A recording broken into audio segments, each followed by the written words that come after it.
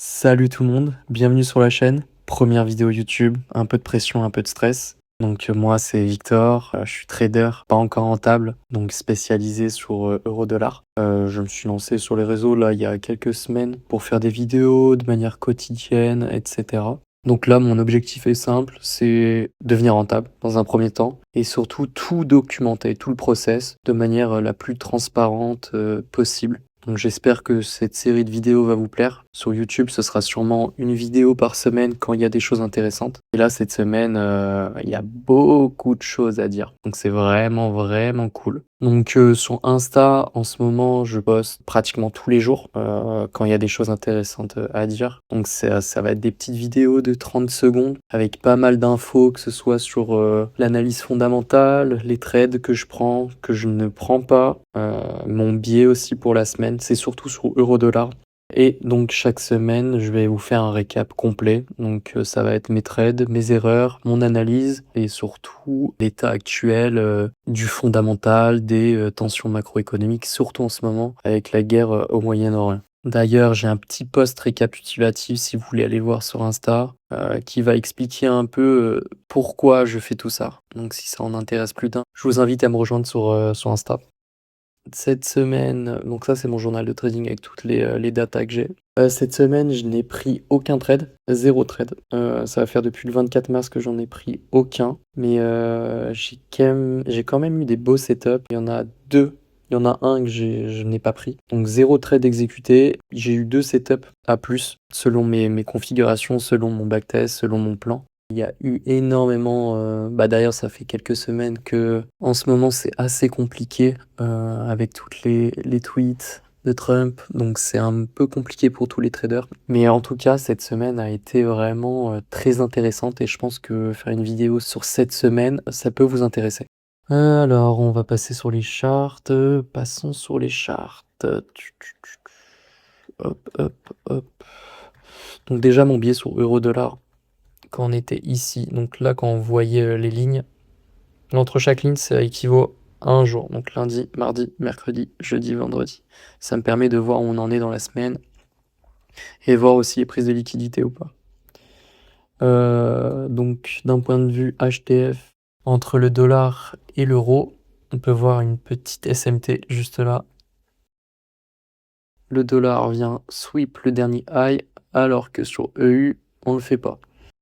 Donc ça, qu'est-ce que ça dit tout simplement, c'est que euro a une prédominance en ce moment au niveau des acheteurs comparé au dollar. Donc ça dit déjà que là c'était quand? C'était la semaine dernière déjà. En HTF, hein, je parle, qu'il y a une énorme prédominance sur l'euro. Là, qu'est-ce qu'on peut voir? Une FVG, hop, on est pile dedans.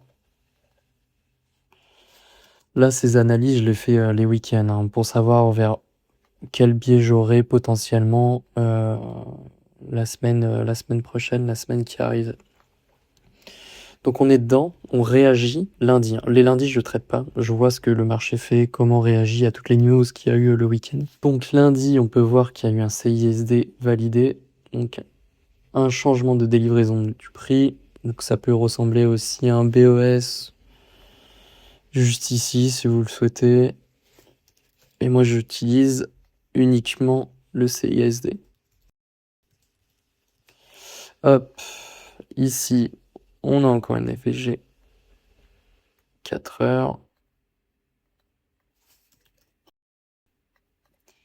Parfait. Juste là. Donc moi, j'ouvre le graphique mardi, je vois ça. Est-ce qu'il y a eu des nouvelles, il me semble, mardi, qui étaient vraiment bonnes? Ah ouais, c'était la Chine. Ouais. Donc lundi, je vois ça. CSD 4 heures.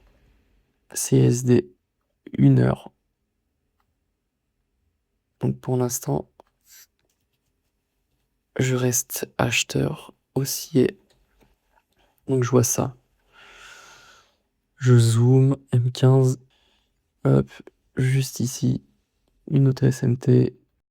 Le dollar vient prendre le high, alors que EU, pas du tout.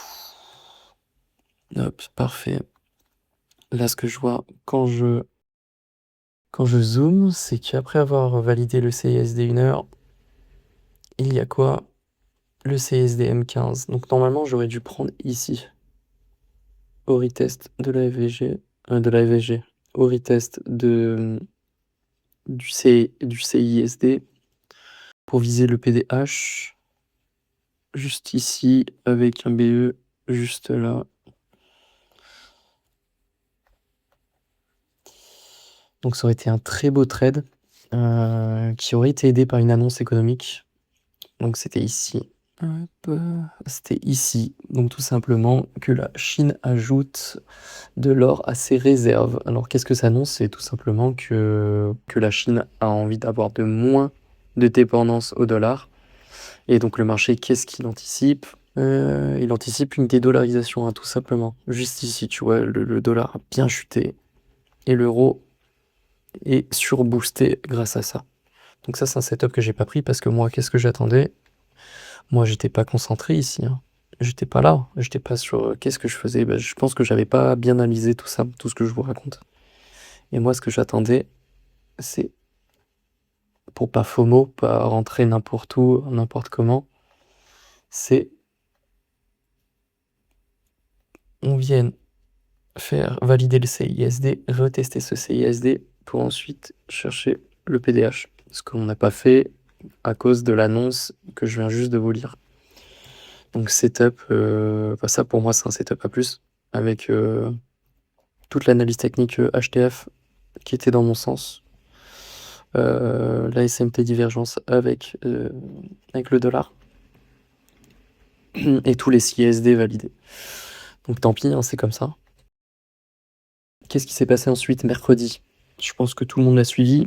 Le Pakistan a proposé un cessez-le-feu à l'Iran qui a été accepté. Donc énorme bougie vers 1 h ou 2 h du mat. Moi, quand j'ai vu ça, je me suis dit que ça allait être intradable cette journée. Et je suis un peu sceptique sur ce cessez-le-feu. Il y a des tensions depuis le début avec Trump qui est assez instable depuis le début. Quand je lis certains articles, l'Iran ne va laisser que 10 à 15 navires passer par jour. Donc quand on est mercredi, qu'on lit des articles comme ça, tu te dis la proposition est assez fragile. Donc ok, sur le court terme, je suis haussier sur euro-dollar, mais jusque quand? Parce que si le conflit reprend, le dollar, vu que c'est une valeur refuge, ce sera risk-off et ça, tout simplement, reprendra de plus belle. Mais à court terme, il y a une certaine euphorie sur les marchés et il faut être dans ce sens-là. Donc mercredi, j'avais aucune position. Et enfin, jeudi, c'était ma position que j'ai postée aussi sur Instagram. Hop là. Ok. Donc je vois ça. Je me dis quoi? Je me dis, ok, là on est dans une EVG 4 heures. J'ai une SMT ici. Donc ça, c'est un retracement de l'annonce qu'on a eue dans la soirée, enfin dans la nuit de mercredi. Ici, on a quoi? Une IFVG, CISD. Vous voyez où je veux en venir. Donc je voulais surfer sur cette vague d'euphorie tout en restant un peu sceptique parce qu'à tout moment, il y avait une annonce de Trump comme quoi le cessez-le-feu était fébrile. En plus, Israël a continué à bombarder l'Iran malgré cette acceptation de l'Iran pour le cessez-le-feu. Je suis pas allé chercher, je voulais pas chercher le PDH parce qu'il était trop loin, mais il me semble que c'était un truc dans ce style-là, BE vers là, hop, et surtout mon TP Rush Action Block juste ici. Donc ici, ça allait être mon TP final. RB+, et on était tout près de la Big Figure des 1.17. Donc c'est une zone de liquidité avec beaucoup d'interventions. Donc ça aurait fait un joli TP de 3,17. Et ouais, ça aurait été un très très beau TP. Mais trade où j'ai pas été déclenché. Que ce soit, vu que là on est sur un broker, même sur futur, un pips près. Donc c'est dommage. Ça fait partie du jeu, hein. Comme je l'ai dit sur Insta, c'est comme ça. Au moins j'avais le bon biais. Hop, et on passe à vendredi. Vendredi, il y avait quoi? Il y avait le CPI. Une des annonces les plus importantes, voire l'annonce la plus importante pour voir où en est l'inflation aux US. J'avais pas de setup ce jour-là. Quand les chiffres sont sortis, Ce qu'on peut voir, c'est que c'était dans les attentes, hein, tout simplement. Sur le core CPI, on a une légère surprise baissière. C'est pour ça que vous avez vu une petite augmentation sur euro, USD, mais c'est très léger, hein. En ce moment, les annonces économiques ont très peu d'impact parce qu'elle est drivée par les tensions géopolitiques au Moyen-Orient. Ce que le marché va interpréter, c'est que pour la Fed, les données qui sont sorties vendredi ne justifient pas de changer de stratégie pour le moment. Le marché commence à pricer donc un cut, une réduction de la Fed avant fin 2026 ou restera en attente toute la durée de 2026. Donc si je récapitule, mardi, setup qui n'a pas été pris parce que j'étais absent sur les graphiques. Mercredi, annonce du cessez-le-feu, proposition acceptée par l'Iran.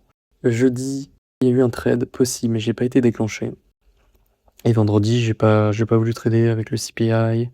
À tout moment, Trump tweetait une énorme dinguerie comme il l'a fait lundi. Donc j'ai préféré finir ma semaine comme ça.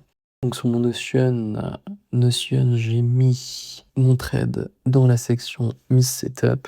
Ouais, comme vous pouvez le voir, ça c'était le setup parfait. Il aurait été incroyable. Mais voilà, hein, il est parti sans moi j'attendais une autre confirmation. C'est la vie. Et sinon, je suis plutôt content parce que il y a un mois ou deux, je prenais des trades un peu dans tous les sens. Sur mon Notion, j'ai fait le nombre de pourcentage de trades respectés. Bon, ça, c'est le nombre de trades respectés en pourcentage. Et depuis début 2026, je suis qu'à 60%. Donc là, j'essaye de respecter à 100% parce que j'ai fait un calcul, c'est si je suis à au moins 85% de conformité, je suis rentable en fait. Donc autant respecter mon plan et ça va couler de source quoi. Après, avec comment je bosse, comment je backtest, forcément ça viendra. Pour la semaine prochaine, ce que je vais attendre, là actuellement on est dans un BPR weekly, donc vous pouvez le voir. Donc si la proposition de cesser le feu et les négociations ne tiennent pas, c'est sur 10 points, l'Iran a envoyé 10 clauses aux États-Unis, à voir si ça va être accepté, mais je pense pas. Il y a vraiment des clauses un peu abusées. Ils en profitent un peu, l'Iran. Mais ils savent qu'ils sont en position de force avec le détroit d'Ormuz. Donc à voir comment ça réagit la semaine prochaine dans ce BPR Weekly. Les annonces qui seront faites, pour l'instant, le billet à court terme aussi sur euro-dollar. Et donc le dollar baissier pour les prochaines semaines. Donc, si vous voulez voir mon évolution sur la semaine prochaine, si j'ai pris un trade ou autre, je vous invite à venir sur Insta. Dans tous les cas, il y aura le lien dans la description. Si vous avez kiffé la vidéo, bon, c'est ma première vidéo, donc c'est un peu bizarre. C'est un peu bizarre, mais j'espère que ça vous a appris des choses. Montrer que le trading c'est assez compliqué, très mental aussi. Quand ça fait quelques semaines, quelques jours qu'on prend peu de position, qu'on attend le setup parfait et qu'on n'est pas déclenché à moins d'un pips, ça c'est compliqué, il faut tenir mentalement. Mais il faut rester patient et ça va le faire dans tous les cas. On se retrouve la semaine prochaine s'il y a des choses intéressantes à dire. S'il y a une évolution sur le cessez-le-feu, si mon billet change, si j'ai pris des trades, dans tous les cas, il y aura une vidéo samedi ou dimanche.